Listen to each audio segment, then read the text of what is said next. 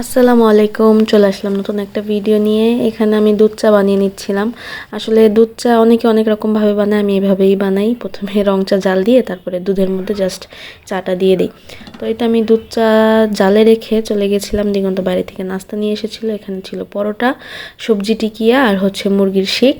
আর এখানে একটা সালাদ আছে, এই সালাদটা এত মজাদার। এর মধ্যে হচ্ছে কাঁচামরিচ, ধনেপাতা আর হচ্ছে সরিষা, কাঁচা সরিষা ব্লেন্ড করে দেওয়া। তো এর কারণে হচ্ছে সালাদটা অনেক মজাদার। তো আমরা নাস্তা করে নিচ্ছিলাম দুজনেই। তো আমি এইভাবে খেতে আসলে খুবই পছন্দ করি। আমি ভয়েস দিচ্ছি, এখন আমার খেতে ইচ্ছা করছে। তো যাই হোক, আপনারা এটা ট্রাই করতে পারেন। এটা মিরপুর 12তেই আছে, খুব সম্ভবত 21 নম্বর রোডে। যাই হোক, এই তো আমার চা জাল করা হয়ে গিয়েছে। এখন আমরা দুজনে চা খাবো। দিগন্ত আসলে চা দিয়ে পরোটা খাচ্ছিল, কারণ সালাদটা এত ঝাল ছিল, ও খেতে পারছিল না। তো আমি খেয়ে নিলাম পরে। তো এই তো আমাদের সন্ধ্যার নাস্তার একটা ছোট্ট ভিডিও। আপনাদের কেমন লাগলো অবশ্যই জানাবেন।